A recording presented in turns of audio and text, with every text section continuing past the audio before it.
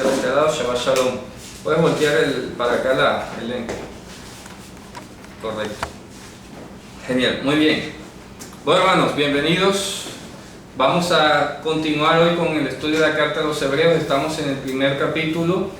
Ya dimos las generalidades históricas de la carta, no hay mucho que decir, no hay mucha información al respecto. Se ha conjeturado desde siempre quién fue el autor. Habíamos visto pues la posibilidad de que fuese el apóstol Pedro, pero en un segundo que se está volviendo a conectar aquí el internet. Vamos a ver. Entonces, hemos quedado en el primer capítulo, habíamos visto esa introducción maravillosa, ¿cierto? Que nos mostraba una vez más y nos seguía dando bases escriturales y teológicas para seguir entendiendo pues que Yehoshua es Dios, ¿ok? Sobre todas las cosas. Permítanme un segundo, ahora sí, ahí está reanudando la transmisión. Vamos a esperar que los hermanos vayan conectándose. Bien, entonces habíamos quedado en la clase anterior básicamente mostrando que Yehoshua era la corporeidad, ¿de acuerdo? Era la expresión corpórea, era el carácter de Dios, o el carácter, para que se entienda mucho mejor, que no es una cosa abstracta, el carácter, siguiendo la palabra griega que está allí. Y habíamos visto pues que estaba por encima de los ángeles, y a partir del versículo 5 habíamos estudiado estas citas que es como un mini tratado teológico que hace aquí el autor. Shalom allí, Ana Miriam, Edwin, Andrea, perfecto, bienvenidos.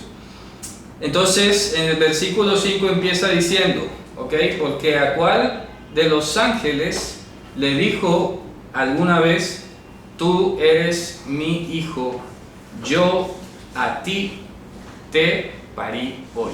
Pero habíamos explicado que el verbo yalat tenía una correspondencia con la subordinación, ¿se acuerdan? Habíamos hablado de la palabra yelet, que también significaba siervo, y que básicamente tiene todo el sentido que se traduzca así como subordinar, porque si analizamos ahora desde arriba, este capítulo 1 está dividido en dos partes.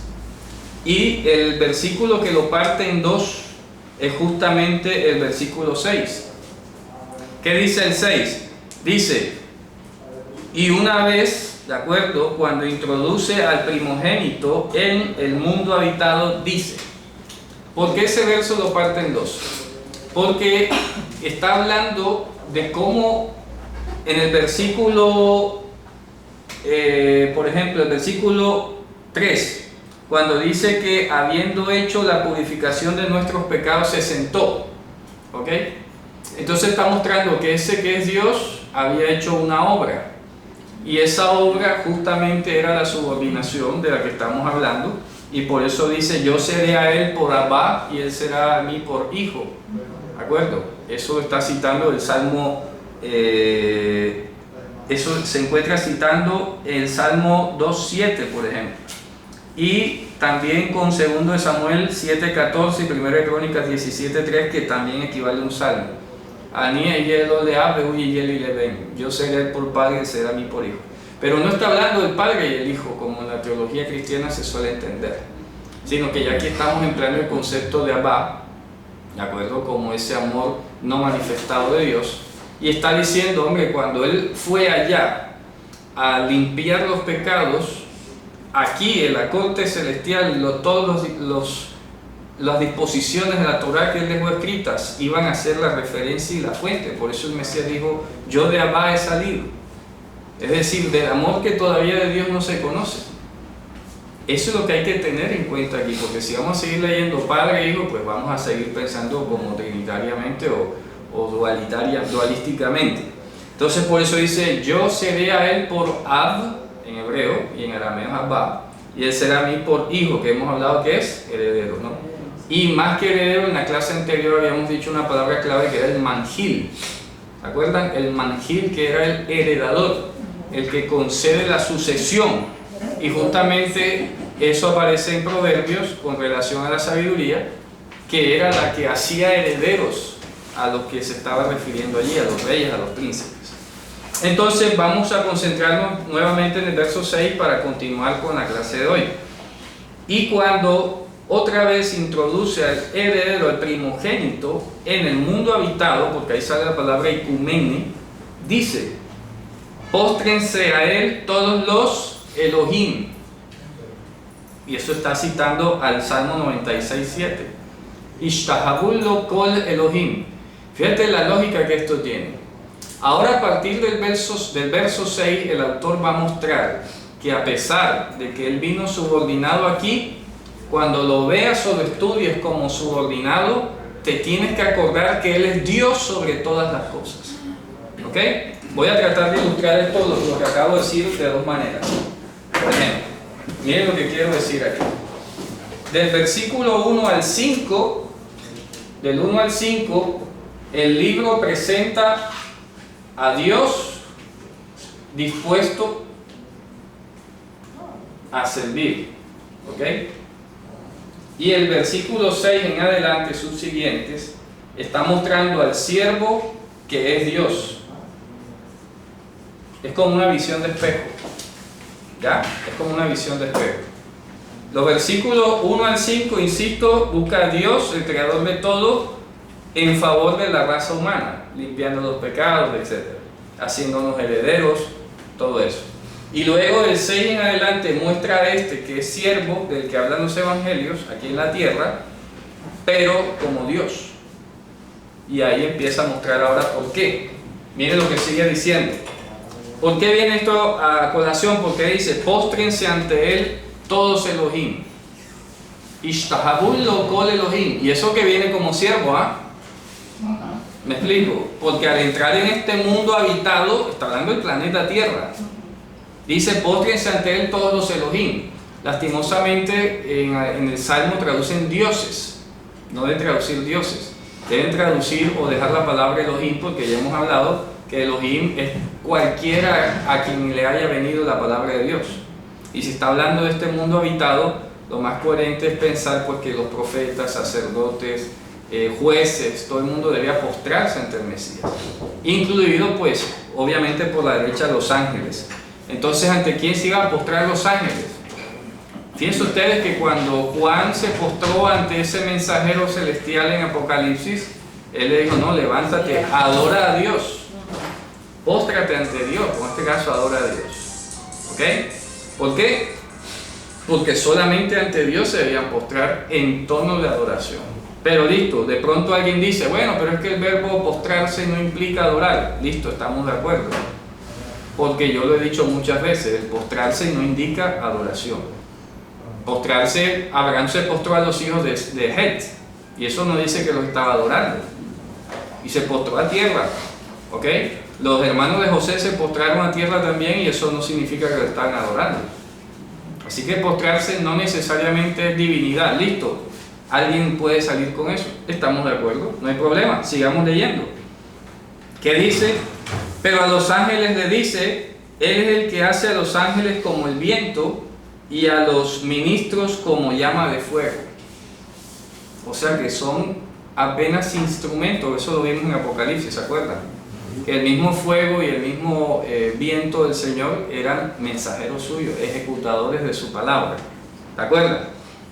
Y luego dice, sin embargo, hacia el concepto, hacia aquel que es llamado el Hijo, al Hijo, mira esta cita tan espectacular que sale en el Salmo 44. Vamos a ir al Salmo 44 ya que está en hebreo y podemos leer directamente lo que dice allí. Esta es una cita muy emocionante porque esta cita es la que permite entender contundentemente que este que está de siervo aquí metido en este mundo es Dios. Mira lo que dice, 44, versículo, perdón, que no coincide con la cita de aquí, permítanme un segundo. Esta es otra cita. Dice Kisahá Elohim, permítanme un segundo. Es el 45, 7. Fíjate, y vamos a analizar a profundidad este salmo, porque este es clave para cerrar este capítulo de hoy. El Salmo 45, 7 o el 6 en sus Biblias, debe ser, dice, tu trono, oh Elohim. Y mira la diferencia. Por eso es hermoso entender el texto en hebreo. Porque en el verso... El 6. Sí, el 6 allá en castellano. Vamos a analizar y miren la diferencia que está haciendo el autor porque es consciente que hay una ambigüedad de términos.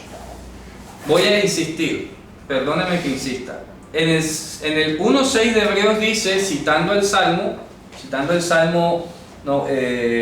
96 creo que es, 96.7, dice, Hishtahavu lo kol Elohim, voy a ponerlo más grueso, Elohim. Fíjate tú que el autor es consciente que la palabra Elohim tiene diferentes connotaciones. Él dice, oye, es que cuando él introdujo al primogénito en este mundo habitado, cita el Salmo 96 que dice, póstrense a él todos los Elohim. Entiéndase Elohim aquí, siervos de Dios. ¿Ok? Siervos de Dios. Listo. Sin embargo, del Hijo, dice a continuación, del Hijo, ¿verdad? Dice en el versículo 8, ¿cierto? Tu trono, oh Elohim, dice en hebreo, Kisaha Elohim. ¿Sí ves? El autor ya aquí tiene otra conciencia respecto a la palabra Elohim. Ya no está hablando en términos de siervos de Dios, sino en términos del creador de todas las cosas. Porque mira lo que dice, tu trono Elohim, ningún ángel tiene trono, ningún siervo de Dios tiene trono. ¿Me explico? Dice, tu trono, oh Elohim. ¿Qué habíamos dicho aquí que está asociado a la palabra Elohim?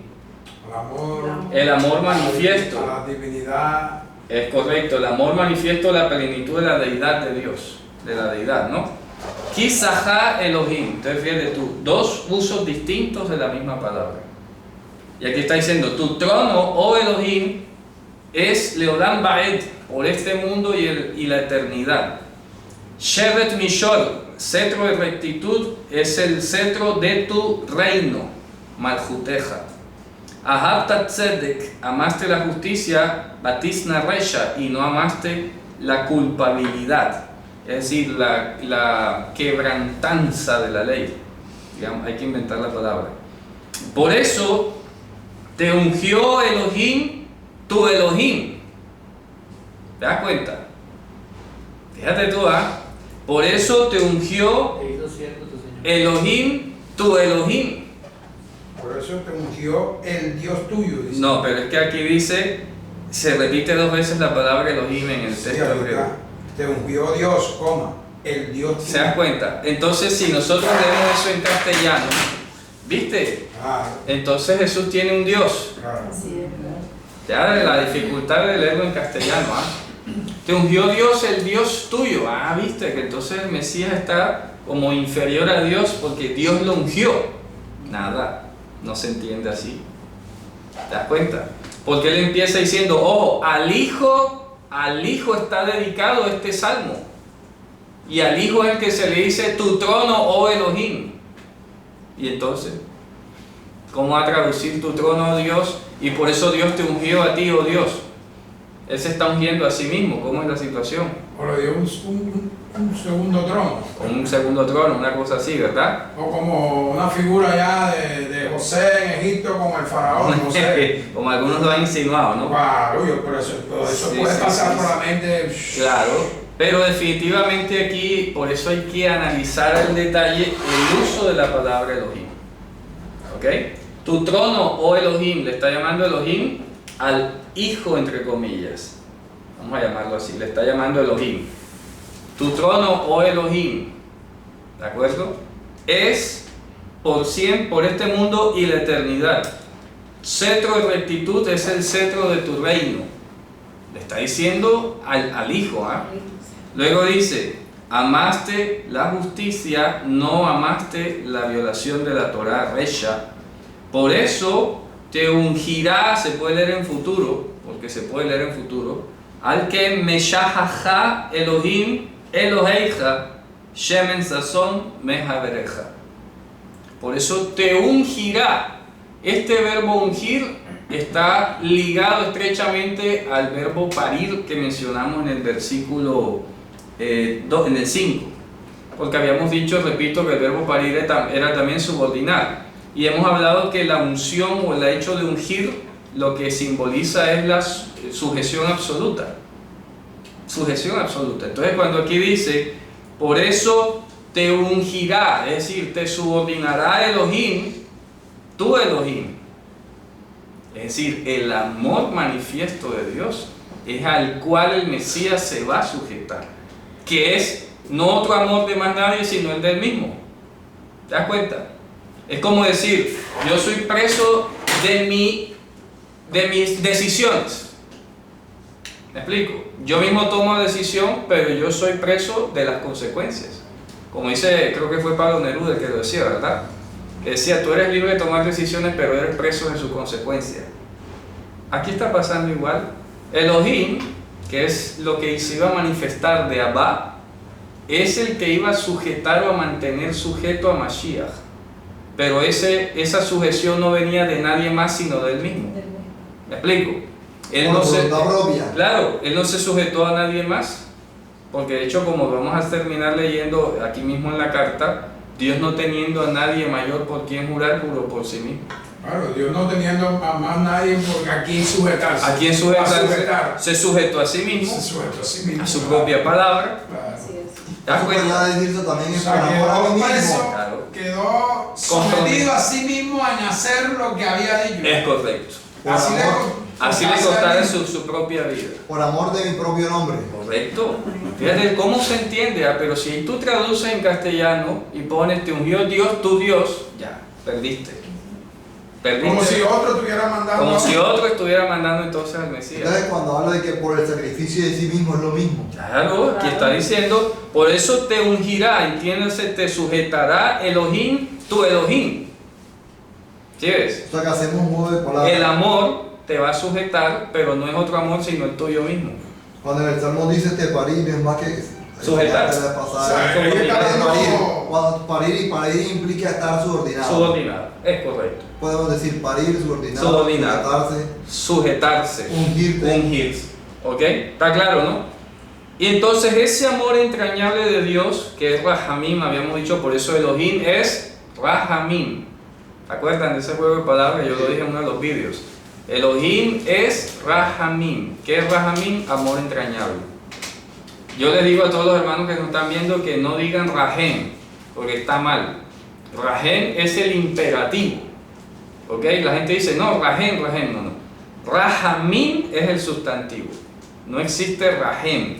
Rahem es el imperativo. Por ejemplo, esta canción que de pronto se hizo muy famosa, dice Rahem, Rahemnu, Hashem, Eloheinu, Rahem.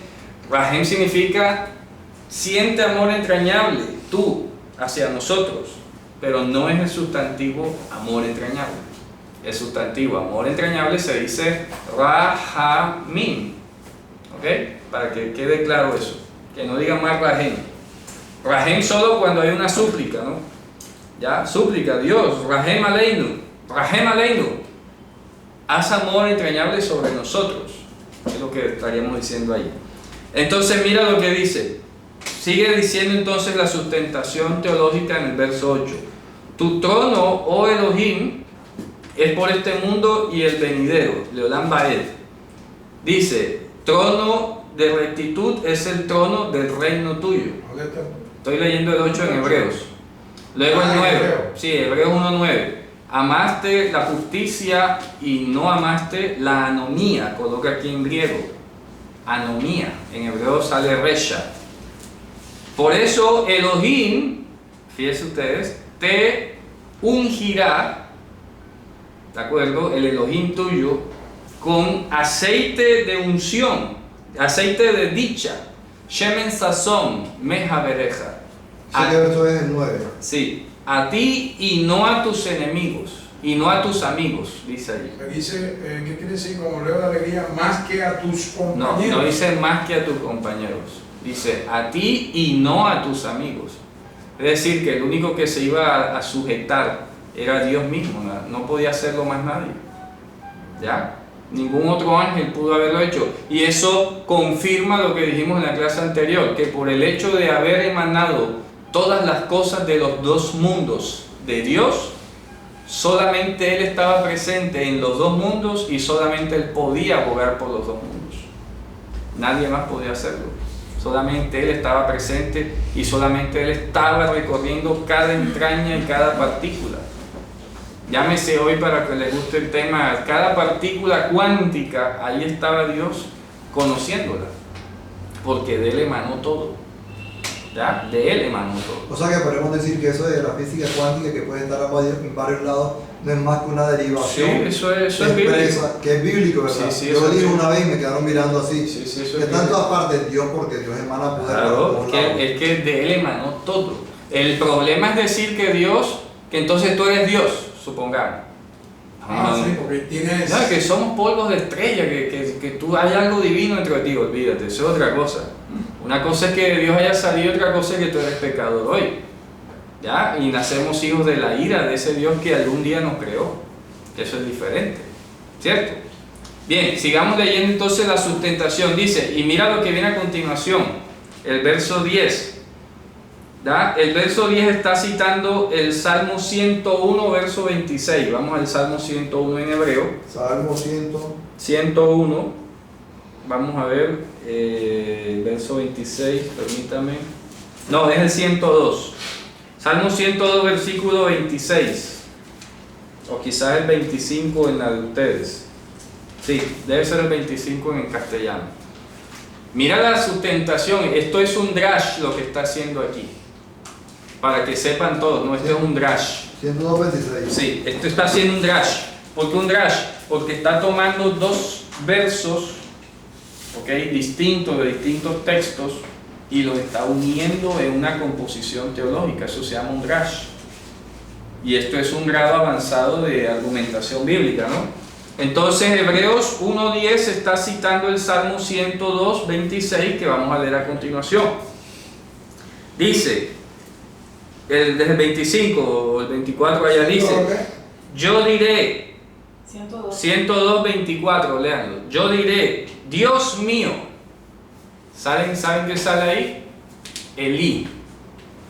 Elí, alta aleni bajat se llamai, no me subas en medio de mis días, en la mitad de mis días, porque de generación en generación son tus años. De antes la tierra tú la fundaste y obra de tus manos los cielos. ¿A quién le está hablando el rey David allí? O el que haya sido el autor. Porque aquí no dice que haya sido David, pero supongamos que el autor es David o algún sabio de él. ¿Ya? ¿A quién creen que le están dedicando esas palabras? En principio, según la literatura, debe ser A Dios. a Hashem. Claro, porque dice Elí. Dice en hebreo, Elí, alta aleni bajat se llamai. Dice, Dios mío, no me subas. ¿De acuerdo? Elí es en arameo. Elí no, es hebreo. No es hebreo. Sí. Elí, alta aleni, no me subas en medio de mis días. Dice, de generación en generación son tus años. Tú fundaste la tierra de antes y la obra de tus manos son los cielos. Oye, pero ten en cuenta que estas palabras se le están dedicando en hebreo ¿a quién? Sí. Al Hijo, Ya. en hebreos. En Claro. Eso, pero en el Salmo se cree que es a Dios. Claro, no es que tienes a Dios. Lo que estamos mostrando es que el autor de la carta a los Se lo hebreos, está tomando y se lo está aplicando a Mashiach. que no es ningún hijo. ¿Ya? Es el mismo. Mashiach no es más que la subordinación de Dios a su propia palabra. Es la imagen misma de la sustancia Claro. visible. Sí, es la imagen manifiesta de Dios a nosotros. Pero no es ningún hijo, no es ningún siervo, un junior, ni un disminuido por ahí. Es Dios mismo. ¿De acuerdo? Es Dios sujeto a su propia palabra, ese es Mashiach. Hermano, Y la expresión corpórea de su deidad, ¿no? ese Salmo 24, ese 102, verso 24, Ujú.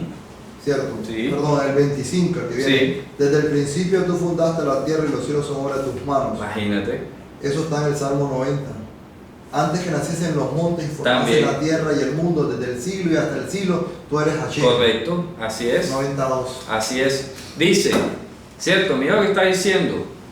Obra de tus manos cielo, dice, ellos perecerán, Gema Yovedu Beatata Amot, dice, ellos podrán perecer, pero tú permanecerás de pie, dice ahí. Y todos ellos como un traje se desgastarán, como un vestido los cambiarás y ellos cambiarán. pero tú eres el mismo y tus años no se acaban. ¿Cómo la ves? Y se lo está dedicando al Hijo, entre comillas. ¿Ya? Al Hijo. Pero tú eres el mismo y tus años no acaban. Fíjense ustedes, hermoso esto, ¿ah? Y luego sigue diciendo, ahora sigue a continuación, en el verso 13 de Hebreos, porque, ¿y a quién de los ángeles le dijo alguna vez, siéntate a mi diestra hasta que ponga a tus enemigos por estrado de tus pies? Fíjate tú. ¿A quién le está diciendo eso? ¿Quién a quién? Eso lo analizamos en Apocalipsis, ¿se acuerdan? Sí. Como creo que es en la parte 28-29, donde mostramos la explicación con lo de Corintios, ¿se acuerdan? Cómo era Hashem, el nombre de las 4 letras que indica el juicio, ordenándole al Mashiach, es decir, ordenando Dios sobre su Corbán, siéntate aquí, que ahora viene el juicio contra tus enemigos. Y cuando el juicio que está escrito en la Torá sobre los enemigos de Dios se cumpla, entonces Mashiach se entronizará como rey sobre toda la tierra. Pero lo que nos está enseñando grandiosamente esto es el respeto enorme que tiene Dios por su palabra y cómo Él se sujeta a su propia palabra. Eso es maravilloso. Por eso cuando aquí estudiamos lo de Marcos, que tocamos por este pasaje, también me acuerdo yo hace casi 2 años, en ese momento mostrábamos el atributo del Bitul Bamsiut, ¿se acuerdan?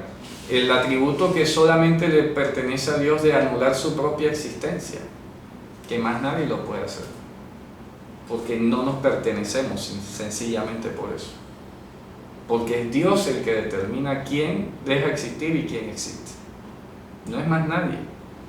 ¿Ya? La gente, entonces el que se suicida, oye, Dios lo dejó suicidar.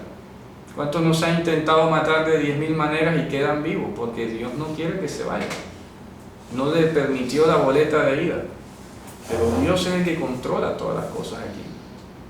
Y hay que tener conciencia de eso. Él es el soberano de todos los mundos.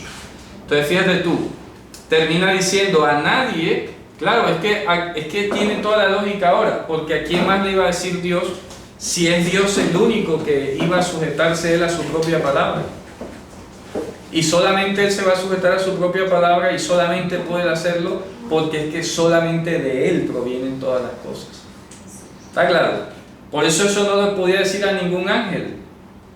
Porque si se lo hubiera dicho a un ángel, ese ángel tendría que haber tenido el mérito de haber procedido de Él todas las cosas.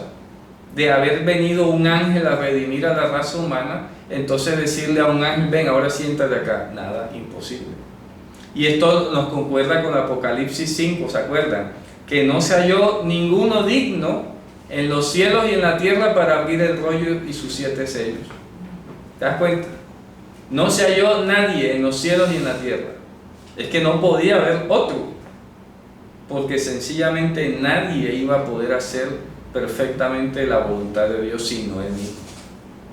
Y nadie podía morir por Dios o en lugar de Dios, porque es que el que hizo juramento fue Él. Por eso ese verso es clave, repito, Dios no teniendo nadie mayor por quien jurar, ni siquiera igual, juró por sí mismo. Y cuando dice que juró por 2 cosas, Las 2 cosas inmutables, sobre 2 cosas, ¿cuáles son? Las 2 promesas que le dio a Abraham, la tierra y la simiente. ¿Ya? Para que por 2 cosas inmutables, por las cuales es imposible que Dios mienta, es decir, la simiente no la puedes ocultar y la tierra tampoco. Eso no fueron conceptos abstractos. No, Abraham, yo te amo, así, y yo tengo piedad de ti, ya, así, abstracto. No, le prometió una simiente y una tierra. una tierra celestial. Claro, obvio. Y eso no se lo puede venir a embolatar ahora. No, es que yo te hablé en sentido figurado. o la simiente era un chiste, te lo tomaste en serio. Nada. 2 cosas concretas y puntuales, por las cuales era imposible que Dios mintiera. Imagínate.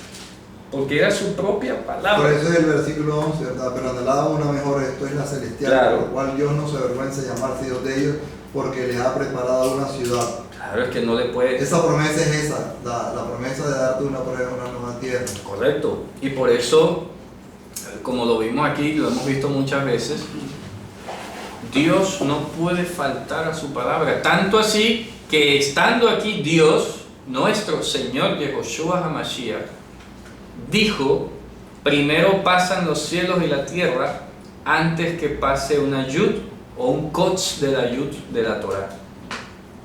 Oye, fíjate tú, qué contundente, ¿ah? Dice que siéntate a mi diestra, que ponga a tus enemigos debajo de tus pies. Ahí lo dice, Eso pareciera como a Corintios, cuando dice Está en Corintios, sí, claro, ahí está. luego él... Es que eso lo cita en Corintios. Aquí está en Eso está Corintios citado en 15. Corintios. Y eso lo explicamos aquí. Como el código judicial de la Torah, que es Hashem, las 4 letras, le dice a Mashiach, que es el amor, le dice, oye, siéntate aquí en el trono de los cielos mientras yo ejecuto todas las sentencias de todos los enemigos tuyos.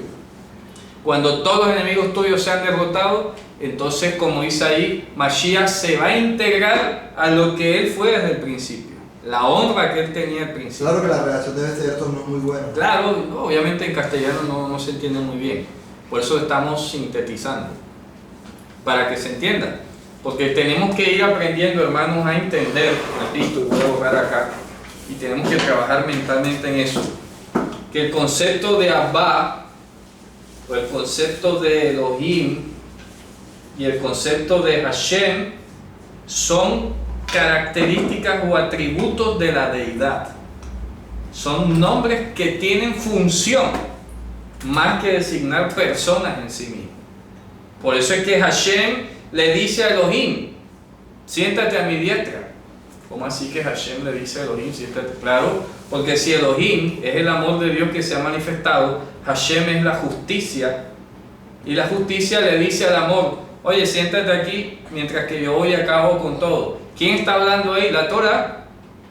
La Torah tiene una conversación entre el atributo de la justicia y el atributo del amor. En relación con las funciones. Claro, con las funciones. Entonces la justicia de la Torah dice, bueno, ya tú hiciste tu obra de amor allá en la tierra. Sí, ya aquí estoy. Bueno, siéntate aquí que yo me toca el turno allá. ¿Ya? Cuando ya ejecutes toda la palabra, vengo acá y te entronizas como rey sobre todo. ¿Sí ves? Es un lenguaje, hermano. Pero si vamos a seguir pensando, es que Dios le dijo al Señor, no, así no se entiende. Vas a tener siempre como ese problema dual allí en la cabeza, de dos personajes, cuando en realidad es un lenguaje. Es como que, yo lo dije aquí de ejemplo una vez, que se le preguntó a los escritos qué es el pecador, que su tienda sea desolada y hecho muladar, y se le preguntó a los profetas qué es el pecador, el que peque morirá. Y se le preguntó a la Torah qué es el pecador que trae un sacrificio al Señor y sea reconciliado. Entonces, ¿acaso los escritos son distintos de la Torah o los profetas? Es un diálogo que hay entre estas 3 partes de la escritura. Y tú tienes que captar cuál es la idea de ese tipo de relato. Entonces aquí estamos diciendo tajantemente que Dios es corpóreo, que este Dios se sujetó a su propia palabra por amor de sí mismo, que en virtud de esa sujeción se ofreció en corbán aquí por nuestros pecados, que una vez hecho ese corbán está sentado ejerciendo la misericordia en tanto que viene el día del juicio, que es Hashem, y una vez que termine el día del juicio, Mashiach será Dios sobre todas las cosas. Ya, ese es el resumen. Es fácil de entenderlo, pero solo si lo entiendes desde esta perspectiva, de los nombres como funciones de la deidad, funciones de la palabra de Dios. Y eso lo podemos ver también, ejemplo, cuando Pablo le escribe, creo que es a Timoteo, que dice, la ley se dio fue para el parricida, el homicida, y muchos ahí también resbalan con ese versículo. Oye, no, escucha, Como si fuera nada más para eso. como si fuera la ley nada más como la parte punitiva. Pero no. La ley en su sentido punitivo, pero es que la ley no solamente es punitiva, de castigos y cosas. ¿Qué dice la otra parte? Que es útil para redarguir, corregir, instruir en justicia, que con base en la Torah pruebas lo mejor, que conoce su voluntad, que tienes en la Torah la forma y la ciencia y la verdad. Entonces la ley no es solamente cosas de castigos y de muertes y de matanzas y cosas, que es lo que a veces se imagina. Entonces lo que debemos entender es que si la ley se dio para el parricida, el matricida, no sé qué, no sé cuándo, hombre, esa parte del código punitivo de la Torah se le dio a esa gente. Yo lo he dicho muchas veces aquí, tú puedes poner la señal de no fumar, pero eso a mí no me incumbe porque yo no fumo. Pero está puesta ahí ¿para quién? Para el fumador. ¿Para qué hace eso? ¿Para qué hace eso? Entonces tengo yo que quitar la señal, nada más que porque a mí no me afecta. No. Eso es un error. Una advertencia. ¿Me explico? Es que estaríamos pensando que todos somos iguales entonces. ¿A quién se le ocurre pensar eso, que todos somos perfectamente iguales? Por eso es que la Torah tiene que existir en todas sus partes, porque no todos somos iguales. Como yo explicaba al hermano Orlando antes de ayer. Y mira, eso es como que tú estés cortando la carne con el cuchillo del pan y te traigan el cuchillo y te digan, oye, no, que ese no es el cuchillo de la carne. Entonces vas a botar el cuchillo del pan. No, tú lo guardas para lo que sirve y tomas el cuchillo de la carne para cortar la carne. No vas a salir botando el cuchillo del pan. ¿Por qué lo tienes que botar si tiene su función? ¿Me explico? Así de sencillo es el ejemplo. Cada cosa en su lugar. Y confirmamos lo que dice en Romanos. Entonces vamos a decir que por la fidelidad anulamos la ley. De ninguna manera, al contrario, la dejamos en su sitio para lo que fue diseñada. Pero ¿cómo es que traducen la ley? Antes confirmamos la ley, dice así. Claro, pero confirmar suena como raro. Pero no dice confirmar, dice la dejamos en su sitio fija, donde tiene que estar. Entonces, ¿para qué es la ley? Hombre, para que te muestre la gracia de Dios en la antigüedad, porque la ley te decía que el que pecaba moría. Y sin embargo la ley proveyó un sistema sacrificial pedagógico para enseñarte que Dios vendría a morir, y como lo hicimos en el Seder de Pesach, ¿se acuerdan? Que Mashiach dijo literalmente fue, toman y coman de este pan, que este es mi cuerpo que será dado en lugar de ustedes. No dice por vosotros, que suena como más poético, ¿no? Más suave, ¿no? Por vosotros. Cualquiera por amor de vosotros, no señor. En lugar de ustedes. Se cambia eso. Claro, quiere decir que los que teníamos que ser molidos y quebrar éramos nosotros. Un reemplazo. Él reemplaza nuestro puesto allí. Ya. No es para favorecernos, no esto hago por ti como para favorecerte, no. En lugar de ti. Entiendas. Tú eres el que tenía que ir por Tú eres el que tenía que estar ya ensangrentado con la lanza atravesada y todo. Y estoy ocupando tu lugar. Tú deberías estar como los dos ladrones que están aquí al lado mío. Fíjate tú. Entonces es importante, mira cómo se conecta toda la escritura de una manera coherente. Hemos visto Apocalipsis, Marcos, Romanos, Efesios, y todo perfecto, encaja. ¿Ya? Hermano, me llama la Dígame. atención una pregunta, que siempre se dice que los cielos obviamente son obra de tus manos. Ajá. Sí. Que Dios desde antes de los cielos es Dios. Ujú. Pero en el 1:11 dice, ellos, ¿quién ellos? Los cielos perecerán. Ajá. Y desde la antigüedad, y desde Isaías viene diciendo en Isaías 35, Ajá. 65, 1 de Pedro, ahora encuentro este verso aquí, y ellos perecerán los cielos. Ajá. Y el Salmo 102:25 dice, los cielos perecerán. Sí. Pero perecerán ¿para qué? Para volver a hacer las cosas. Claro, lo que dice ahí Yobedu, el verbo abad, yo lo he explicado muchas veces, significa lo que no es eterno. O sea, lo que perece antes de su tiempo. El tiempo original de la creación era la eternidad. Suena irónico, paradójico, pero lo digo así para que se entienda. Cuando Dios hizo la tierra y los cielos, no los hizo para que se destruyeran, para que se acabaran. Ese es el cuestionamiento, si lo hizo. No los hizo para eso. Pareciera que la literatura dijera, vas a hacer esto pues, con la esperanza de hacer cielo nuevo y tierra nueva. No. Sino que debido al pecado que introdujo el desorden en esta creación, estos cielos, como dice en Romanos, y esta tierra fueron sujetos a vanidad. No por su propia voluntad, sino por el que los sujetó teniendo la esperanza por delante, que es distinto. ¿Ok? Son dos instancias distintas. Una cosa, y por eso aquí tú fundaste, y eso hemos hablado de la fundación del mundo, ¿se acuerdan? Que es distinto a la creación del mundo. Una cosa es la creación, otra cosa es la fundación. La fundación está basada en la esperanza. Cuando se decretó que estos cielos y esta tierra iban a quedar corruptibles para que Adán tuviese un lugar donde vivir, quedó al mismo tiempo la esperanza de que iba a venir ese cordero inmolado antes de la fundación del mundo, o sea, antes de que el mundo fuese sujeto a vanidad, para redimirnos y volvernos al estado original.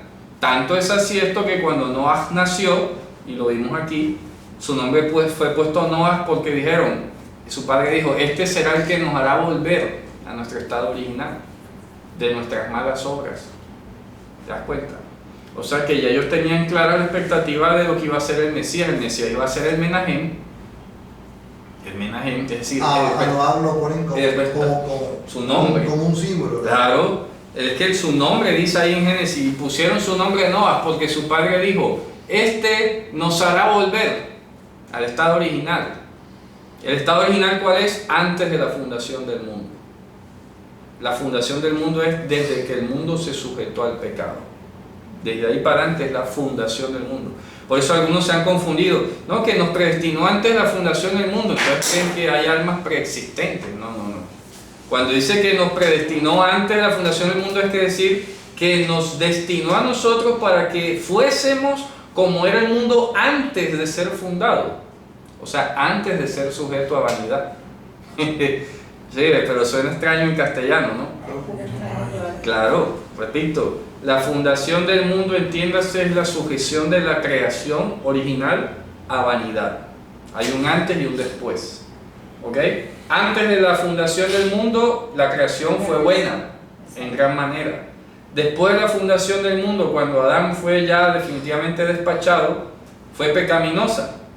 Entonces, si Él nos predestinó antes de la fundación del mundo, significa que nos predestinó para estar libres del pecado, no porque nosotros preexistiésemos de Okay, sí. ¿Sí me hago entender? Es El concepto de preexistencia no existe. No existe Y eso. por lo tanto la predestinación que tanto se habla Tampoco, y existe. aquí no hablamos de predestinación en ninguna parte. Muy Amén. bien. Amén. Perfecto.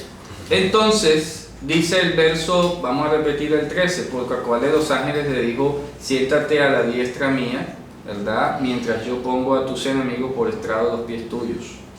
Dice, no son todos, entonces concluye respecto a los ángeles, no son todos entonces ministros poderosos, ¿de acuerdo?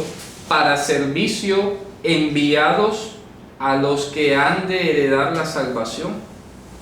No son todos ellos ministros Ruach, porque él dice que él hace a sus ministros el Ruach.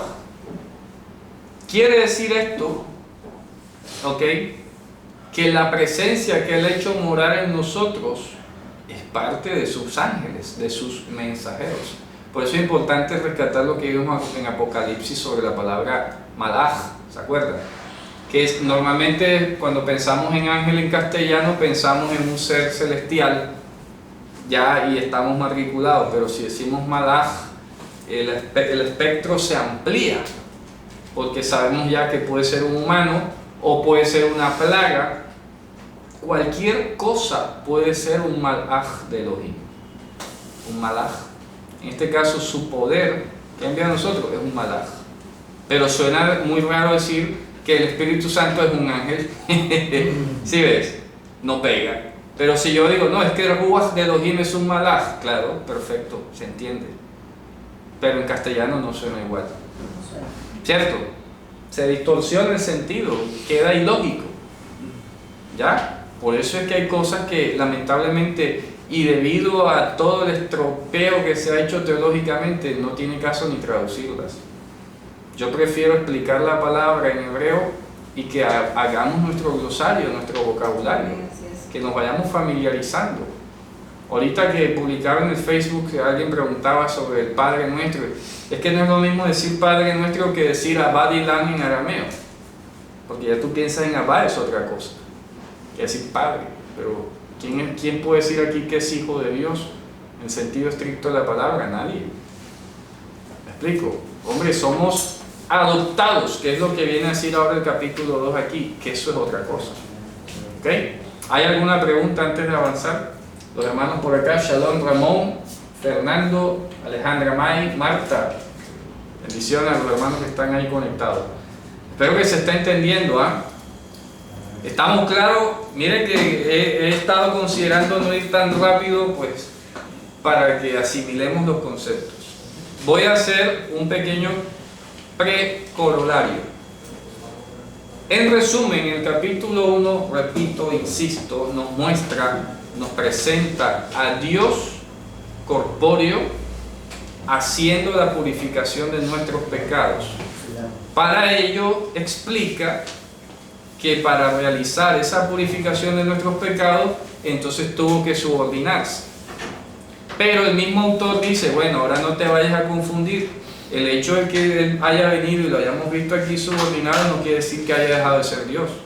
Porque de Él se dijeron estas palabras y son las que hemos acabado de leer aquí. Eso sí, entendiéndolas desde el marco del pensamiento hebreo, que es muy diferente. O sea, no pensar como en Occidente. No se puede, que no se puede. Eso ha sido de pronto buena intención, ¿no?, de poner la Biblia a todo el mundo, pero es que no era así, eso fue un error. Fue un error, porque es que no se hizo el trabajo de pedagogía. Yo tomar este libro que fue escrito hace 2000, 3000 años, ponerle una lengua totalmente diferente y dejarlo que la gente entienda lo que quiere entender, eso es un sacrilegio. ¿Me explico? Por eso es que han surgido tantas y tantas distorsiones, hermano, porque es que no se hizo el acompañamiento. Esto ameritaba precisamente lo que dijo nuestro Señor: ve y haz discípulos. Él no dijo ve y reparte trataditos. Ve y reparte Biblia. Ve y reparte Biblia, que está bien la obra de los hermanos Gedeón, está bien, no la critico, pero es que esa no era la misión. O es incompleta. O es incompleta. La misión es ve y haz discípulo. Implica que tienes que tener a la persona al lado y explicarle. Y forma maestros para que ellos también hagan discípulos y se siga la cadena discipular. Pero no decirle, oye, no, crea una página en internet, en Google y que la gente la lea. No. Devocionales. Eso es una parte. Yo tengo mi blog publicado, estos videos se publican. Y por eso estamos dejando una biblioteca enorme aquí, básica. Porque yo quiero dejar claro algo, hoy. No quiere decirle que hoy ahora explicamos ya Gálatas y ya no se puede explicar más nada. No, no, no. Esto es una base. O sea, considérese esto que estamos hablando aquí un punto de partida. Que se puede revisar, que se puede cuestionar, está bien. Pero no se va, no, que ya esté como le pasó a los hermanos adventistas con Elena de White. Dios me libre, ¿no? ¿Ya? Entonces Elena de White se murió y prácticamente es el Espíritu Santo de Elena de White. Con todo el respeto que tiene.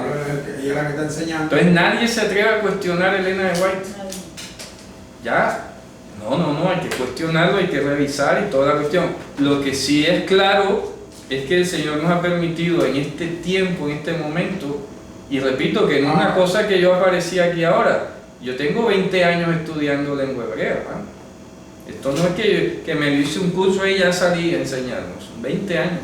Y estaba hablando con rabinos, trabajo ahora con e-teacher. Esto es una comunidad. ¿Ya? Estamos en el medio y de la parte académica. ¿Ya? Y no hay ningún interés de defender ningún postulado de ninguna religión. Que eso es la otra diferencia que tenemos. ¿Ya? Pero lo que sí estamos siendo muy claros es que hay cosas que se malentendieron por el mero hecho de no haberse seguido una línea de pensamiento bíblico, de haber dejado de estudiar hebreo y arameo, de dejar de conocer la literatura circundante judía contextual. ¿Ya? Mira lo que pasó con Apocalipsis. Nos ha resultado una interpretación incomparable, pero no porque aquí tengamos la verdad. No. Es porque lo hemos abordado como nunca antes se había abordado. Nada más por eso. ¿Ya? Sí, porque hay muchas cosas todavía por... Todavía hay cosas por decir y por revelarse y por decirlas.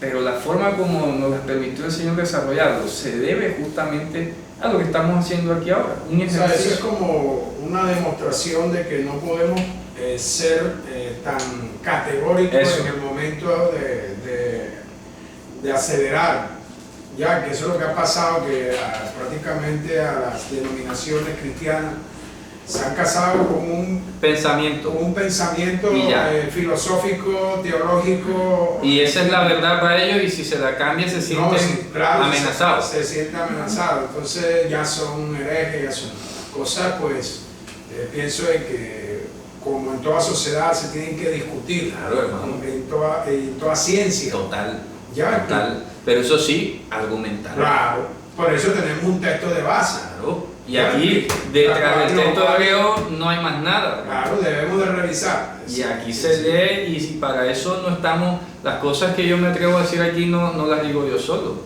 Como dice un hermano que seguramente cuando vea el video se va a acordar, le dice a los discípulos allá en Medellín: oye, es que cuando el hermano Eri habla ya no es porque él, no sé, se puso a pensar y ya. Es que aquí hay literatura que he leído de mucho tiempo.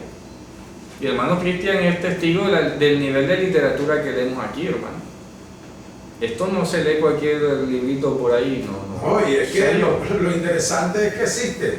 Ya existe. Lo grave no es, hermano, Orlando, lo grave no es que exista, no. Lo grave es que no tenemos acceso. Lo grave es que quien quisieron enseñarlo no lo enseñaron. Y lo más aterrador es que existiendo, porque no estudiamos lo suficiente para entender. Por ejemplo, en estos días que estoy leyendo, a propósito que el hermano Eri me ha permitido, ¿cierto?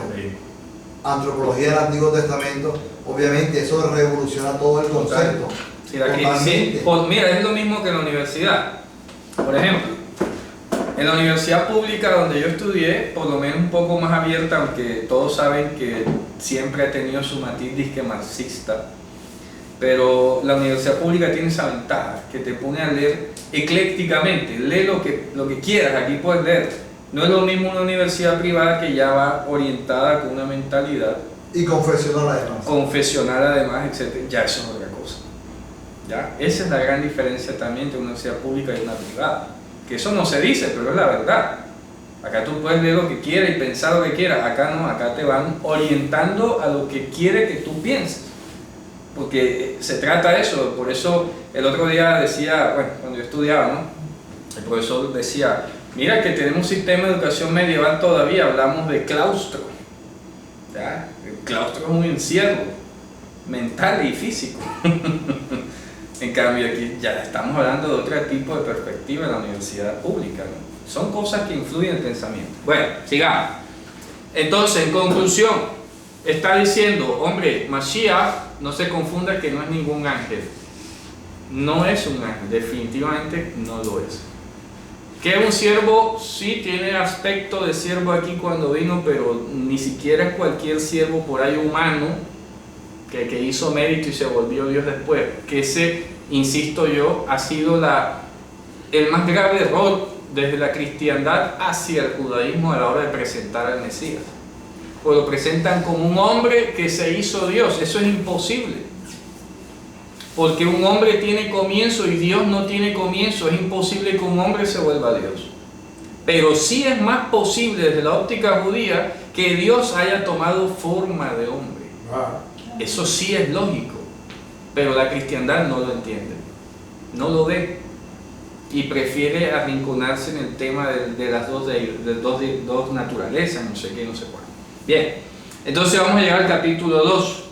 Por eso, vamos a leerlo. ¿Quién lee el 2.1? Por lo cual es necesario que tanto con más diligencia guardemos las cosas que hemos oído para que no nos escurramos. Ok. Paradígomen. Bueno, aquí hay según algunos manuscritos, vamos a revisar aquí porque en el 2.1, bueno, no es tan importante. Hay algunos papiros. Aquí están los números 0121b, 1739, 1881. Dicen que ese primer verso fue como una adición. Ese primer verso, el 2.1. ¿Ya? ¿En qué época fue adicionado? No, los manuscritos dicen, ¿no? Lo que pasa es que son manuscritos de diversa extracción y hay problemas a veces en la datación. Pero varios manuscritos sugieren, repito, no estoy diciendo que hay que quitarlo, varios manuscritos sugieren que ese verso está agregado. Pero bueno, dejémoslo ahí porque no dice nada grave de todas maneras, ¿no?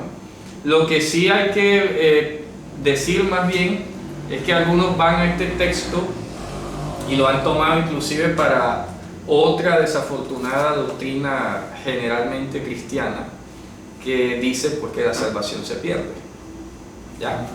Porque casi siempre van aquí, sí, porque tienen que cuidar la salvación, que después, a ver, aquí no está diciendo eso, hay que analizar el contexto histórico. ¿Cómo dice esa versión? Sí, aquí está diciendo, dice, por eso es necesario, ¿de acuerdo?, que estemos rodeando, dice, y perisóteros, ¿de acuerdo? Nosotros las cosas que hemos escuchado no sea que entonces hablemos en sentido paralelo, pararríome, es decir, salgamos hablando otra cosa paralela, como el caso del paraevangelio. Paraevangelio, ya. Es lo que está diciendo, dice, oye, vigila las cosas que hemos escuchado, no sea que salga diciendo una cosa paralela. Eso es lo que está diciendo. Y hay que entender el contexto de lo que viene a decir ahora, porque acuérdense que para la época de la que fue a destruirse el templo, entre el 60, el 70 y aún el 80 después de Cristo, es cuando explota o florece el movimiento gnóstico. Y tiene que ver mucho con el tema del culto a los ángeles, y por eso la primera defensa que hace el autor aquí es dejar claro que Yehoshua no es ningún ángel. Ya, para ir dejando claro unos fundamentos, ¿no? Entonces luego dice el verso 2, porque si la palabra que fue hablada por medio de ángeles, ¿de acuerdo?, fue firme, y toda transgresión y toda desobediencia recibió su justa tratamiento, ¿ok? Dice el 3, ¿cuánto más nosotros, cierto? Vamos a estar entonces, ¿cómo lo han traducido el 3? Para que vean que ahí está el detalle de la salvación. ¿Cómo escaparemos nosotros si tuviéramos en poco una salvación tan grande? No. Aquí dice, ¿cómo escaparemos nosotros si descuidamos? Pero es que ahí no dice ese si descuidamos. No sé dónde lo han sacado. Aquí no sale ese sí condicional. ¿Ok? Si tuviéramos en poco, dice. No, post him is sacrificium. ¿Cómo nosotros vamos a huir, de acuerdo? Dejando atrás la salvación que nos ha sido entregada. O sea, está diciendo, ahí no hay un sí condicional, en griego no sale. ¿Me explico? Lo que está diciendo es, si has escuchado este mensaje tan grande de salvación, ¿cómo se te ocurre ahora escurrirte? O venir a cambiarlo. No está diciendo cómo vamos a escapar si descuidamos la salvación. No está diciendo eso. No hay un sí condicional en el texto griego aquí, no lo hay. Eso es un error del traductor o un atrevimiento del traductor. No hay un sí condicional. Pero ¿cómo escaparemos si existe?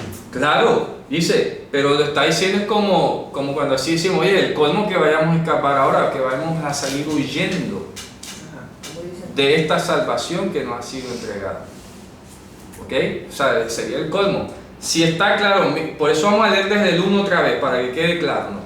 Dice, por tanto, es necesario rodear a nosotros, ¿no? Tenernos de las cosas que hemos escuchado, no sea que salgamos hablando de otra cosa, que salgamos hablando en sentidos paralelos. ¿De qué? Hombre, lo que hemos escuchado es lo que dice el capítulo 1. Claro. ¿Ok? Y todo el Evangelio, todo. No puede ser que alguien salga hablando otra cosa. Entonces dice, porque si la palabra dada por medio de ángeles, mira la categoría que está recibiendo. La categoría que está recibiendo. Porque si la palabra hablada por medio de ángeles fue firme, y toda transgresión y toda desobediencia recibió su retribución, ¿a quién se le ocurre? Sería la traducción, para que quede claro. ¿A quién se le ocurre salir huyendo, abandonando esta salvación, ¿de acuerdo?, que nos ha sido anunciada desde el principio, hablada por el Señor, ¿de acuerdo?, y por los que la oyeron? ¿A quién se le va a ocurrir? Está diciendo, es como una especie de confrontación. Bueno, ¿a quién se le podrá ocurrir salir con eso aquí? Después de todo el discurso, después de decir que la palabra dada por Moisés fue firme y recibió su retribución, ¿a quién se le va a ocurrir? ¿Sí me explico? Pero no está diciendo ¿Quién escapará si descuidamos la salvación? Ahí no dice eso. ¿Ya? Ni lo está poniendo a estos ministros o mensajeros como ejemplo de castigo para aquel que haya descuide. No, para nada. Para nada, es que ahí no lo dice. Sí, porque entonces se pierde prácticamente en esencia lo que el autor quiere mostrar de Mashiach. Claro. Ya me explico, claro. O sea, él está fundamentando ya la salvación que hemos recibido de tal manera de que no hay razón para que nosotros, paralelamente inventemos otra cosa. Otra cosa, ni nos dejemos embaucar de otro. Y nos alejemos de la salvación que ya nos ha sido dada. Que ya no fue esa, dada. O sea, ya no que ande buscando salvación como yo volverme de pronto al judaísmo. Exacto, rabínico. No puede ser. Si tú qué haces para allá.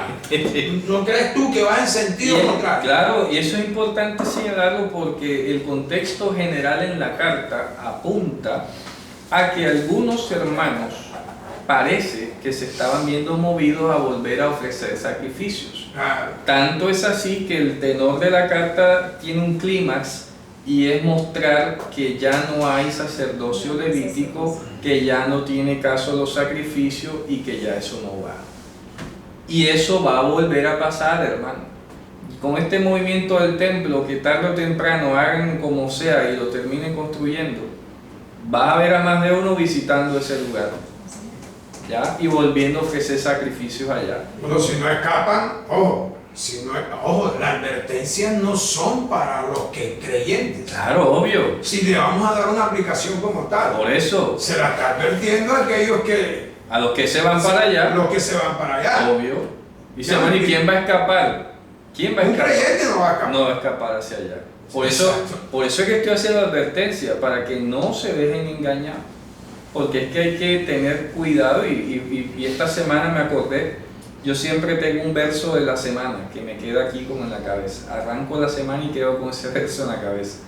Y es el verso de Judas, dice: a unos que dudan, convencerlos, y a otros arrebátalos del fuego. ¿Ya? Y a otros, sin embargo, ni siquiera los toque. Fíjate tú, ¿eh? Entonces hay que hacer justamente la socialización de esto. Porque mira, hay doctrinas y hay algunos líderes mesiánicos que dicen que el Mesías va a volver a hacer un sacrificio.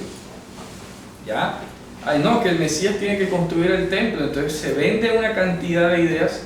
Yo la verdad siento, no sé, cierta alegría de parte del Señor, porque vamos creciendo aquí en Facebook, vamos creciendo en YouTube, y la única objetivo que tenemos al compartir todo esto nosotros, hermanos, es servir de ese equilibrio, para que no vengan otros por ahí a decir otras cosas torcidas, que sabemos que son torcidas.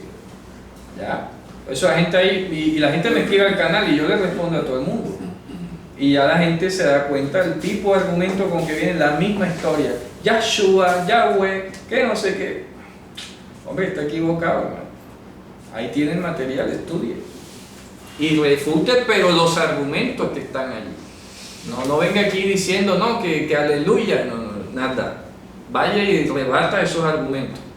No venga aquí con otras cosas, ¿sí o no? Rebata los argumentos, demuestre que me equivoqué y lo aceptaré si estoy equivocado. Pero no viniendo con dogmas y con cosas extrañas que otros han dicho ahí, ¿verdad? Bien, entonces dice el 4. ¿Qué dice el 4? Testificando Dios juntamente con ellos, con señales y milagros y diversas maravillas y con dones del Ruach, de su santidad, repartiéndolos según su voluntad. Según su voluntad. Porque no sujetó... Mira eso que viene espectacular, el verso 5. Porque no a los ángeles sujetó el mundo habitado, ¿de acuerdo? Venidero, del cual hablamos. Habitado venidero. Habitado venidero. Porque es importante señalar que aquí no sale la palabra eonas o eonion ni nada de esas cosas. ¿Sí? Aquí dice mundo venidero. Sí, pero aquí sale la palabra ecumene melusan. No es ni siquiera el mundo venidero. El mundo habitado que permanece. Así debe traducirse. Ugar angelis pectaxen tis ecumenitis melusan peritis la lume. Dice, porque no sujetó a los ángeles este mundo habitado que va a permanecer.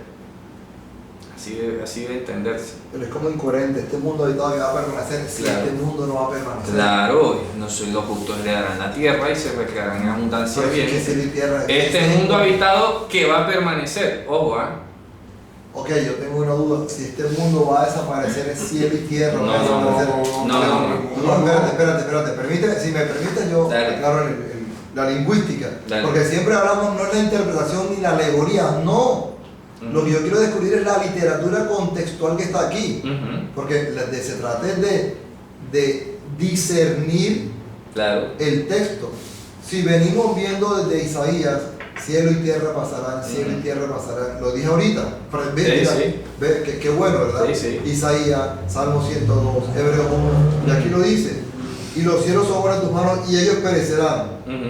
¿Para qué? Porque el propósito es que se restauren las cosas como fue el propósito de la eternidad. Claro. Porque esto es transitorio. Y aquí tengo Isaías 65 también, 1 de Pedro también lo Ajá. dice. Ajá. Entonces cuando decimos que este mundo Habitado. habitado, Permaneciente. permaneciente momentáneamente hasta que el Mesías venga. Yo te hago siempre una pregunta para que tú entiendas la lógica. Cuando hablamos, por ejemplo, que hay nuevos cielos y nueva tierra, ¿será que eso implica la destrucción de lo presente o la regeneración de lo presente? Pues siempre hemos dicho que estos cielos se van a descorrer como una cortina. Pero eso implica destruirlo y que no quede o una regeneración. No, porque es que- siempre hemos hablado de una regeneración Bueno, total. esa es la lógica, esa es la lógica. Cuando hablamos de la tierra habitada permaneciente, es bajo el marco de la regeneración, no de la destrucción, porque para eso entonces no hubiera venido el Mesías a nada. Destruye todo y lo hace de nuevo y ya. Pero aquí es... Pero entonces cuando la literatura habla de ellos perecerán, te da a entender como, bueno, va a permanecer para hacer un nuevo contexto. No. Cuando dice, repito, es que por eso todo tiene su marco lingüístico, ¿no? Por eso es importante el marco la de aclaración. el marco de la fundación de la tierra y los cielos, porque dice, tú fundaste. Claro, esa fundación tiene un tiempo perentorio, pero hablar de perentoriedad del actual sistema de cosas no implica su destrucción, sino su transformación o regeneración, que es diferente. ¿Ya? Entonces cuando dice ellos perecerán, claro, porque esto tiene un tiempo perentorio. Claro, este sistema no va a ser eterno, Claro. pero no va a ser destruido, aniquilado, exterminado, que es diferente. Va a ser regenerado. O sea que entonces de alguna manera cuando dice ellos perecerán, de ese 1:11 Los cielos bajo este sistema fundado. perecerán. Claro, bajo este sistema fundado tienen fecha de caducidad. Por eso entonces volvemos al mismo punto. Claro, pero no son destruidos, que es distinto. Por eso Ok, habla de entonces, perecer. entonces lo que estamos viendo es un adjetivo que califica la conducta. Yo podría decir, ellos perecerán, coma, Ujú. en el entendido que serán regenerados, más no Claro, destruidos. es correcto, Ok. correcto. En esa óptica Así sí. es. Ahora, si leemos, por ejemplo, si usted me permite, hermano, solamente leer Isaías 35, Ujú.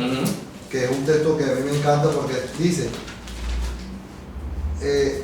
34, Ujú. ¿cierto? 34 aquí lo tengo, 34:4. Sí. Dice, y todo el ejército de los cielos se disolverá, y se enrollarán los cielos como un libro, Ujú. y caerá todo su ejército como se cae la hoja de parra y como se cae la de la higuera. Ujú. Eso está en Isaías Claro. 51:6, 65:17 Sí. y en 2 de Pedro 3:13. Claro. O sea, esto empalma con el Salmo 102 que vimos ahorita y con Hebreos 1:10. Claro. En el entendido que todo va a perecer. Claro, por sí mismo, si dependiera de sí mismo, ese es su futuro. Si dependiera de sí mismo. Ya. Pero como las cosas en última van a depender de Dios, ya, entonces no van a ser exterminadas o extinguidas, van a ser regeneradas. Eso es todo. De Ya. hecho, el mismo dice, El concepto es la regeneración. Claro, total. es que el mismo dice, del cual hablamos. Claro, ¿de cuál O sea, estamos él está hablando? hablando del que va a permanecer. Es correcto, obviamente. Ya. Así es. Así que el Entonces, verbo que usa ya, ¿cómo que dijiste? Melusan, permaneciente. Dice, porque no a los ángeles sujetó el mundo habitado, porque es que habla de icumene. Esta palabra icumene, el verso 5, es la misma que dice cuando Elohim introdujo a Mashiach en el ecumene. hablando de este planeta, el mundo habitado, claro, habitante. el mundo habitante, el remanente, el que permanece, ¿ya?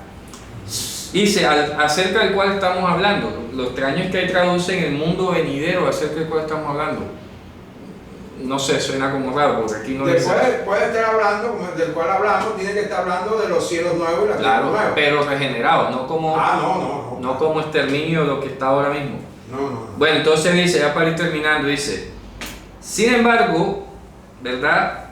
Alguien en algún lugar dijo, se manifestó diciendo, ¿no? Entonces dice a continuación el verso, Ma enosh kitisgerenu ben adam kitafkidenu. Empieza haciendo la pregunta citando el Salmo 8, ¿ya? Dice, ¿qué es Enosh? ¿Qué es Adán? ¿Sí ves?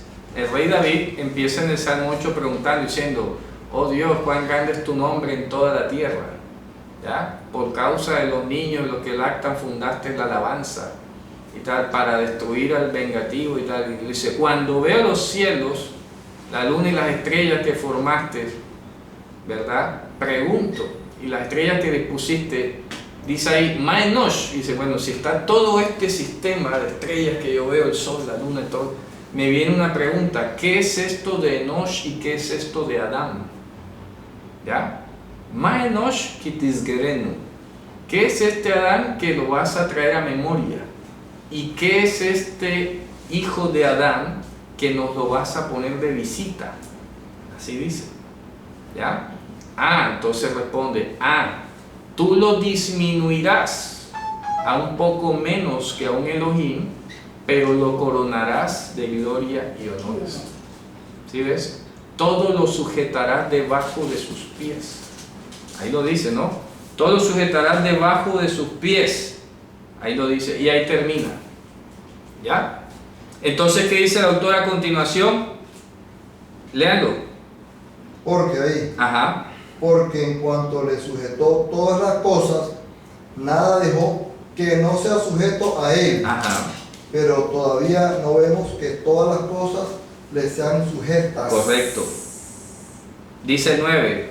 Pero vemos aquel que fue hecho un poco menor que los ángeles, a Yeshua, coronado de gloria y de honra, a causa del padecimiento de la muerte, para que por la gracia de Dios gustase la muerte por todos. Fíjate tú, qué espectacular ese exégesis del Salmo 8. Entonces hay que entender aquí algo, lo siguiente, conceptos, presten mucha atención.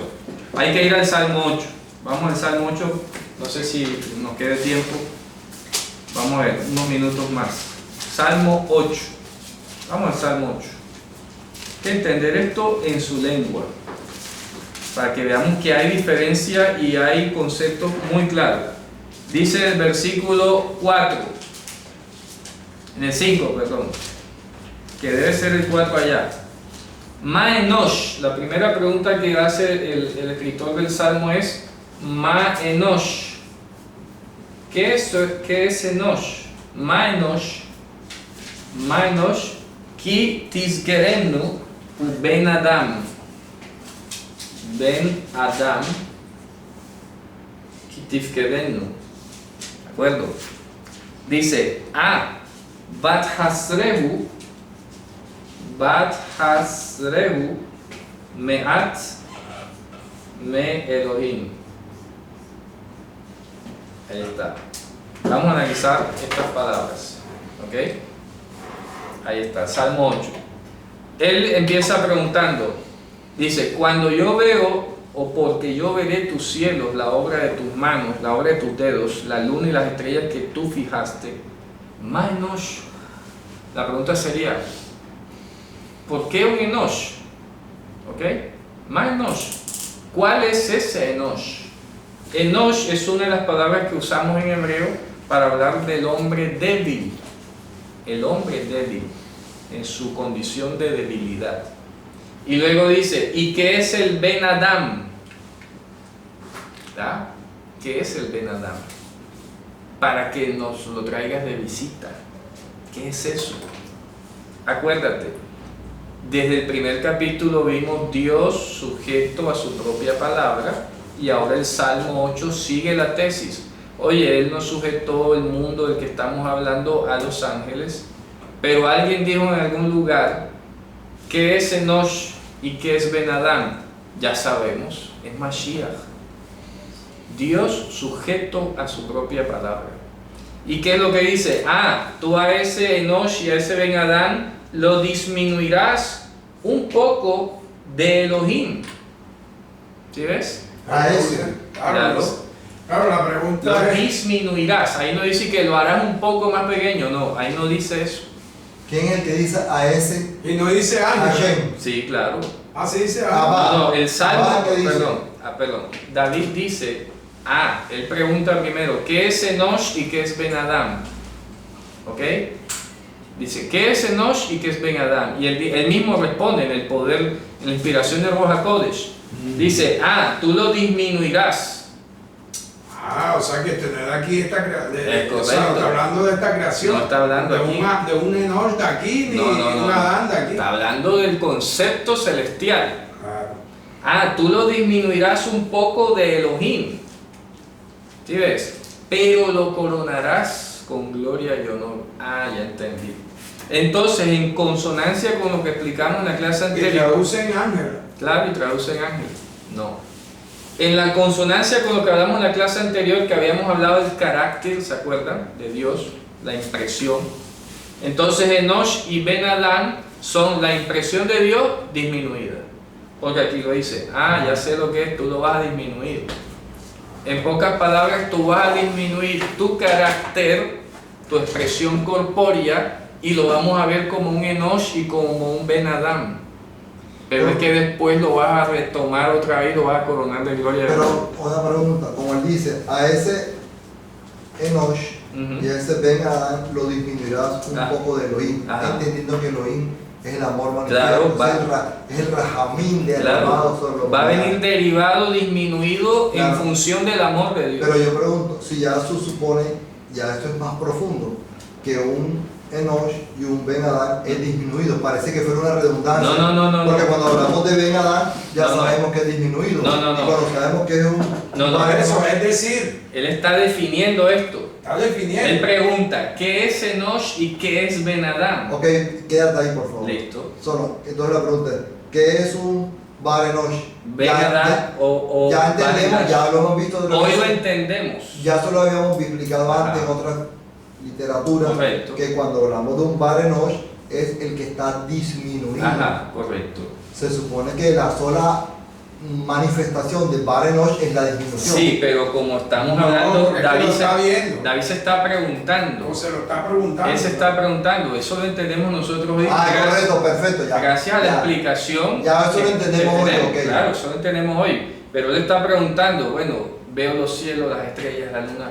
¿Qué es este concepto? Me has mostrado un Enosh, un Ben Adán. O sea que, como dice el profeta, esa profecía antes no era para ellos, sino para nosotros. Claro, correcto. Eso lo dice en primera de Pedro. Y sin embargo, David dice, sin embargo, le respondió, le dijo, es que tú lo vas a disminuir.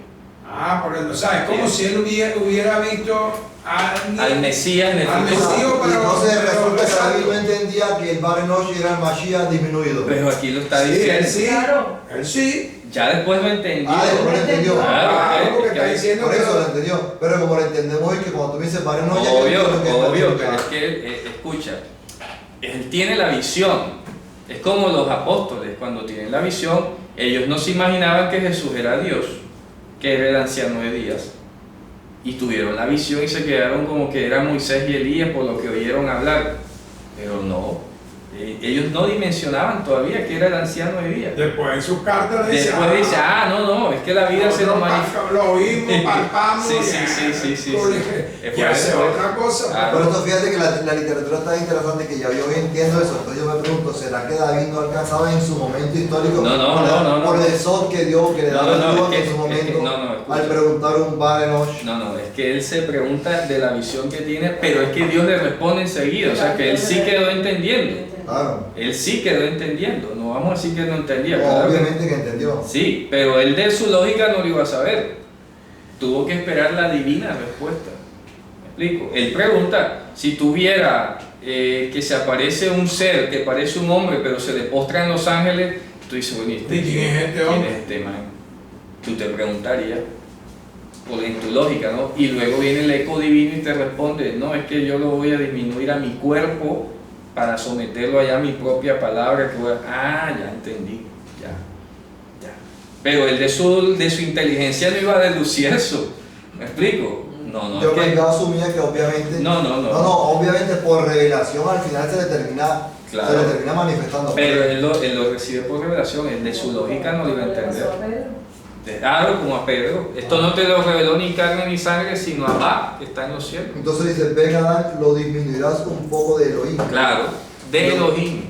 Y lo coronarás entonces con gloria y honor. Claro, porque cuando Jesús le preguntó a ellos, ¿quién dice la gente quién soy yo? Ellos dieron una respuesta, una más de la que el secular, secular, claro, pero Pedro fue el único y eso lo dijo, bueno, fíjate, tú no te reveló ni carne ni sangre, sino mi padre que está. O sea que no estaba viendo un Ben Adán cualquiera. O un Enosh cualquiera. Correcto. Está viendo el Hijo de Dios, o sea, la confesión. ¿La qué? La confesión que hizo. La confesión que hizo, ya, ¿no? Sí. Pero lo que te quiero decir es que no estaba viendo la misma deidad, disminuida. Manifestado ahí, así es.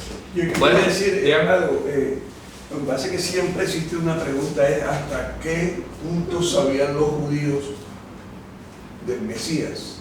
O sea, ¿hasta qué punto, por ejemplo, unas preguntas, que sabrían ellos que él moriría, resucitaría y volvería después? O sea, hay un montón de preguntas. No lo sabían, estaba escrito. No sé, dentro del conocimiento hay un montón de cosas que realmente llegar a saber todo ese cuadro. Es que por inteligencia humana no se sabe, eso es por revelación. Por eso estoy colocando ejemplos. David tiene la visión de un cuerpo que viene allí como que parece mucho a él y se le postra en los ángeles y ¿quién? Para él preguntarse, eso es importante aunque el texto no lo diga. Claro. Nosotros no sabemos qué clase de visión tuvo, pero concluimos por la pregunta que él hace, ¿quién es este? Y para él preguntarse quién es este, no es que estaba viendo un hombre ahí parado nada más. Para decir quién es este, tiene que haber visto otra más allá de un hombre parado ahí. Claro. Es decir, es que mira, decir, oye, y esos serán angelicales, ¿por qué se le portan a ese hombre? O sea, ese ¿quién hombre es? Claro, ¿quién es? El mismo Dios. Claro, el mismísimo Dios. Así es, sí.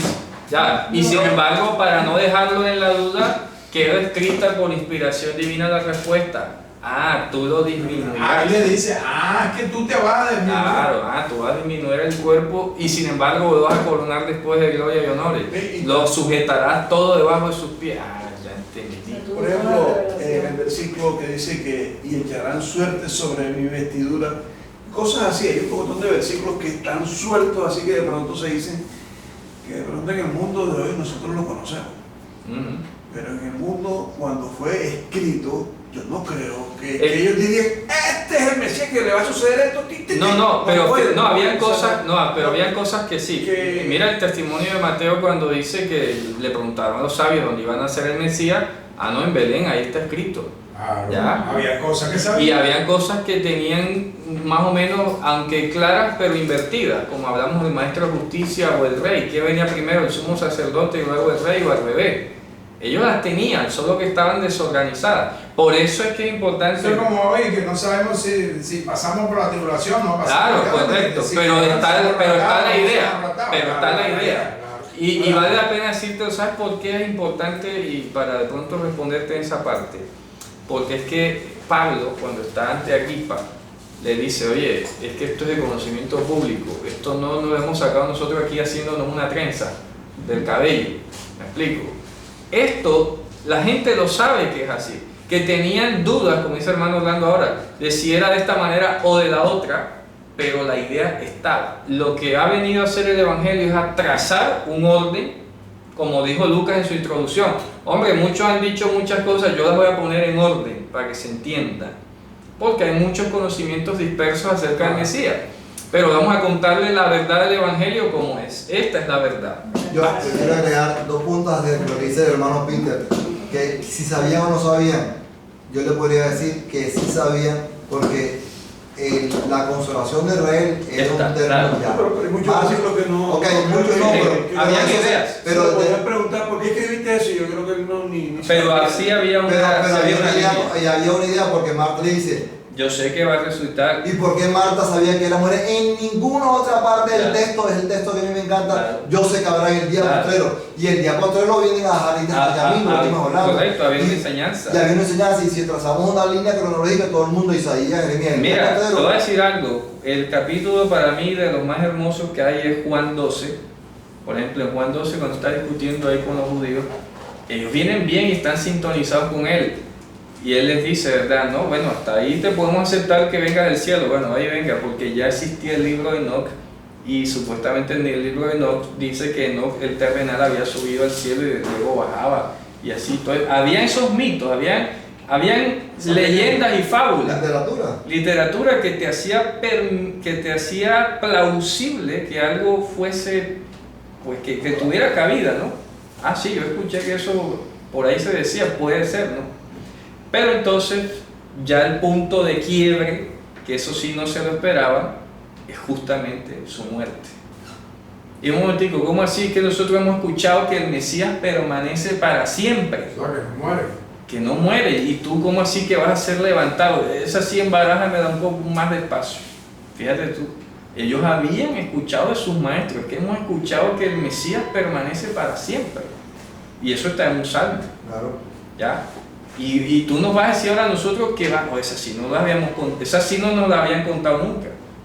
¿Sí ves? Entonces son cosas que ellos vislumbraban y tenían un buen conocimiento, pero otras no. Y el Evangelio lo que hace es ponerlas en orden. ¿Ya? Pero le falta una. Felipe le dice a Natanael y le dijo, hemos hallado a aquel de quien Moshe en la ley, Fíjate. de quien escribió Claro. Moshe. Claro. O sea, ese para mí es contundente. Habían ideas. O sea, ellos ya, y le preguntan, ¿tú eres el que ya va a venir? Claro. No soy yo, es el que viene tras de mí. Claro. O sea, que ya todo el mundo tenía la certeza. Sí, habían muchas ideas. La cronología. Pero Y- vamos en orden con el hermano. Yo quería decir algo. Yo creo que hay que resaltar, aplaudir, reconocer de todo lo que podamos, palabras que podemos decir de las personas que han repartido Biblias, aunque no me han enseñado realmente la Biblia, no la han enseñado, de pronto no han tenido las traducciones originales en hebreo, pero esas personas que de pronto, de alguna manera, como ustedes dijeron, que han entregado tratados, que no sé qué, si no lo hubieran hecho, hubiera sido como por ejemplo, como en la China, como en Rusia, que en muchas partes nunca ha llegado la Biblia. No, eso Pero no. yo digo una cuestión, o sea, no se puede tomar como aquellos que hicieron eso, no, los que hicieron eso, yo los aplaudo, es que yo los reconozco, aquí no. que mira, o sea, pero espérate, déjame terminar la idea, o sea, son personas, muchos que murieron, Sí, llevando cajas de Biblias. Sí, claro. Entonces, o sea, no se puede o sea, escuchamos ahorita, ¿no? Que No. Por eso te quiero aclarar. Aunque la Biblia estuviera así, aunque estuviera con sus otras versiones, aún así, el poder de Dios puede hablar en las personas. Eso es distinto. Lo que pasa es que ahorita hicimos la crítica, es de que se ha considerado eso la máxima, el mayor logro.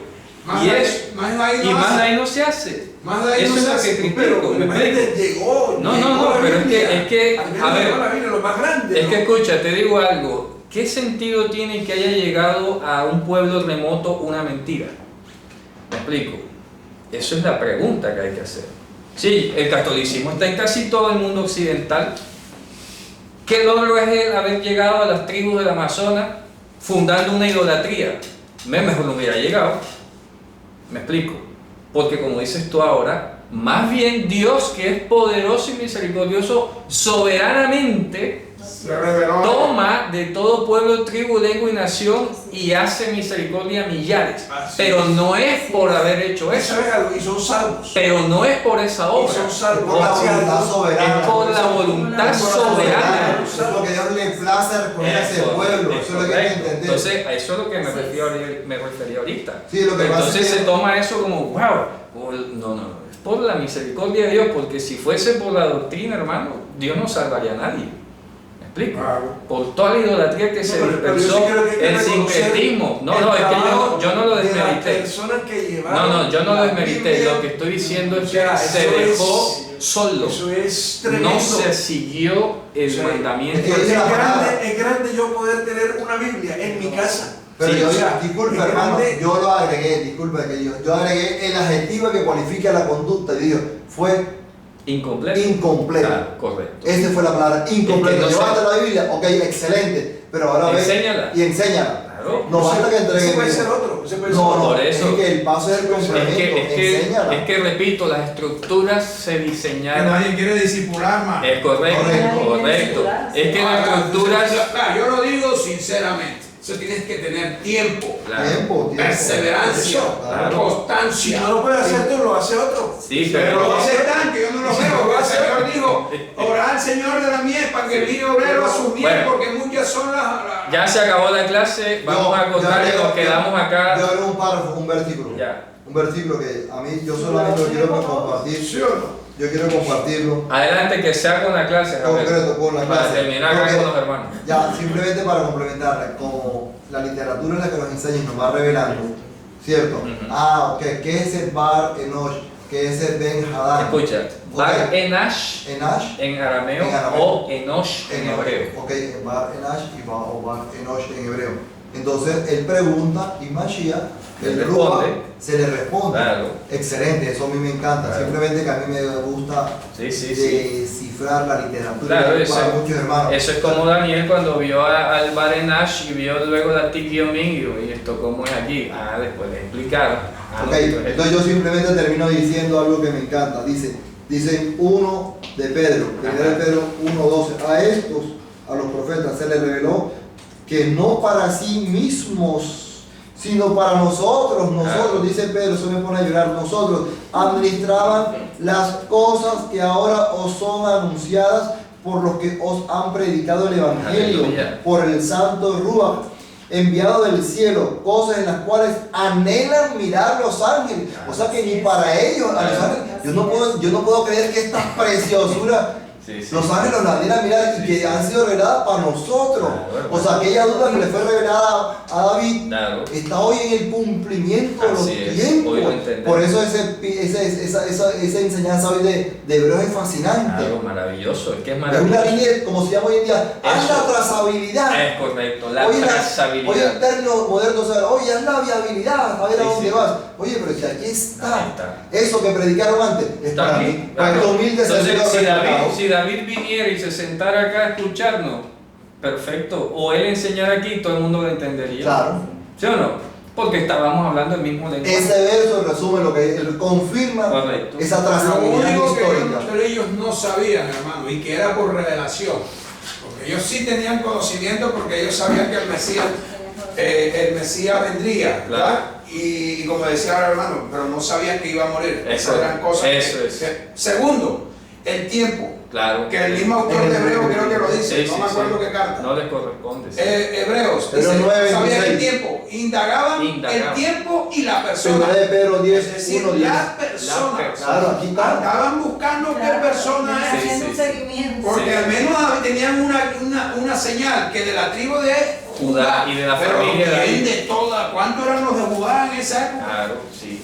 Yo me imagino que en cada generación ellos estarían como que Buscando. aquí había un Sí, Mesías. hermano, Hernando, se lo voy a leer eso que usted acaba de decir. Los profetas, para todos los hermanos y los que escuchan el vídeo y Sí. que quieran que nos abusemos del tiempo. Los profetas que profetizaron de la gracia destinada a vosotros, hermano, usted que está viendo el vídeo y a mí, inquirieron y diligentemente indagaron acerca de esta salvación, escudriñando qué persona y en qué tiempo indicaba el espíritu de Mashiach que estaba en ellos, el cual anunciaba de antemano los sufrimientos de Mashiach Y y las las glorias glorias que que vendrían tras venían. ellos. Eso es hermoso, eso es hermoso.